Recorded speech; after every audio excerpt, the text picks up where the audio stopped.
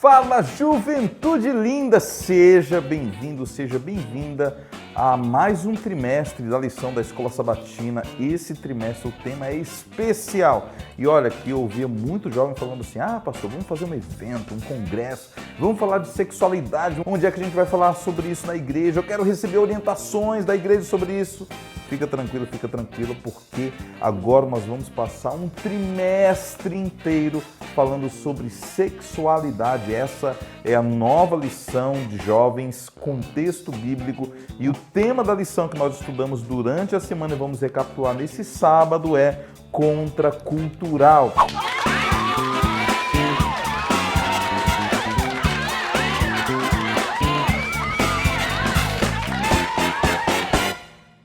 O tema dessa semana, contracultural, talvez se encaixe com o comportamento de muitos aí, porque tem gente que gosta de ser do contra, né? Eu sou do contra mesmo, pastor, eu gosto de ser do contra, gosto de ser contra tudo, contra todos. Ai, misericórdia! Então a gente vai tentar entender qual a perspectiva da lição dessa semana no que diz respeito à contracultura. É interessante que todos nós somos movidos por um esquema de ideias e filosofias. E baseado nesse esquema de ideias e filosofias, nós tomamos as nossas decisões, nós fazemos as nossas escolhas, nós vivemos. Todos nós temos esse script que funciona internamente. Alguns chamam, inclusive, de cosmovisão. E é baseado nessa cosmovisão, nesse script, que nós também entendemos a nossa sexualidade. Agora, vê só como isso é importante. Às vezes, uma pequena ideia, ela perdura durante séculos.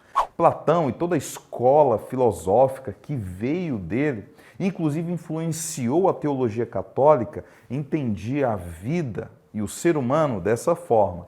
É o que nós chamamos de dualidade platônica. Ele entendia que tudo que era associado ao nosso corpo era mal.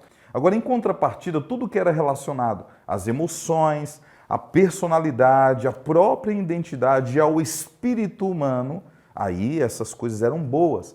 Então essa dualidade vem lá de Platão e ele entendeu o corpo e tudo relacionado ao corpo físico como mal, inclusive o sexo e o apetite.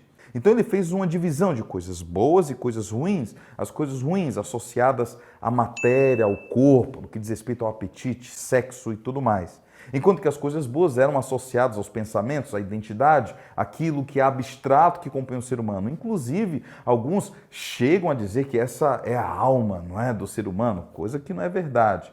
Mas eles associaram essa parte abstrata do pensamento, da identidade, com coisas boas. Então, baseado nessa dualidade platônica, foi que a teologia católica associou tudo que é ruim ao corpo e acabou enxergando o sexo como uma coisa ruim. É daí que vem a explicação do porquê do celibato católico. Porque eles acreditam que uma pessoa, para se desenvolver espiritualmente, ela precisa se distanciar de tudo aquilo que é mal nela. E se o corpo e o sexo estão associados à maldade nela, então, para se desenvolver espiritualmente, essa pessoa precisa, olha só, se distanciar do sexo, se distanciar dos apetites e dos pecados, dos prazeres associados ao corpo.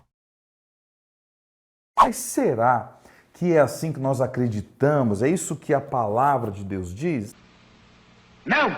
A gente sabe, a gente entende, baseado na palavra, que o sexo, que a sexualidade foi um presente que Deus deu para nós, seres humanos.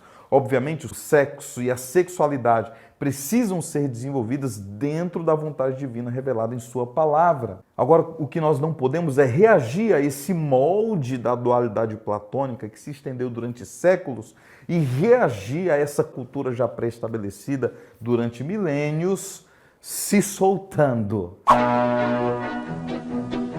colocando tudo para fora. Essa é a contracultura que a gente está tratando nessa semana. Por conta desse mau entendimento da sexualidade e do sexo do ponto de vista bíblico, as pessoas foram para o outro lado, deram vazão aos seus prazeres, elas entenderam que o corpo precisa ser usado. No entanto, a gente entende que a vontade de Deus para a nossa sexualidade está revelada na Bíblia e nós devemos usar a Bíblia como o manual do nosso corpo. Assim como o aparelho de DVD da sua casa. DVD, nossa gente, coisa velha, né? DVD não, nem videocassete. Assim como o seu smartphone, seu iPad, o seu tablet vem com um manual, nós também viemos com um manual. E qual é o manual da fábrica do ser humano? É a palavra de Deus, é a Bíblia. Inclusive, falando sobre como nós devemos nos adaptar nesse mundo de tantas realidades, de dualidades e de interpretações equivocadas no que diz respeito ao nosso corpo e ao nosso interior, a Bíblia, em Romanos 12, 1 e 2, nos faz um convite e um alerta também. Rogo-vos, pois, irmãos, pelas misericórdias de Deus, que apresenteis o vosso corpo por sacrifício vivo, santo e agradável a Deus, que é o vosso culto racional. E não vos conformeis com este século, mas transformai-vos pela renovação da vossa mente, para que experimenteis qual seja a boa, agradável e perfeita vontade de Deus. A Bíblia nos convoca a nós não nos conformarmos com este século, ou seja, com este mundo. E, fatalmente, quando a gente decide viver e fazer a vontade de Deus, nós vamos na contramão do mundo. O mundo, por natureza, se distancia de Deus. O mundo, por sua essência, busca a escuridão. Enquanto que todas as vezes que nós lemos a palavra de Deus, todas as vezes que nós buscarmos a Cristo, nós estaremos indo contra o mundo, nós estaremos subindo a montanha, nós estaremos buscando a luz. Se a Bíblia, se Deus tem um plano revelado em sua palavra para nós, para a nossa sexualidade, para o nosso modo de viver, então é isso que nós vamos fazer. Nós somos a favor da Bíblia, nós não nos conformamos com esse mundo e nós decidimos adorar a Deus através de um culto racional, oferecendo os nossos corpos como sacrifício vivo. É por isso que você, jovem, precisa adorar a Deus através do seu corpo. Você precisa adorar a Deus através da sua sexualidade. Você pode fazer isso fazendo a vontade dele revelada na Bíblia. Ou seja, diferente de como o Woody falou, você é um brinquedo! Você não é um brinquedo. Primeiro, para as pessoas brincarem com você, para te jogar de um lado para o outro, nem para você brincar com você mesmo, porque Deus leva muito a sério a vida e a sexualidade que Ele lhe deu. E você precisa levar a sério também. Até a próxima semana.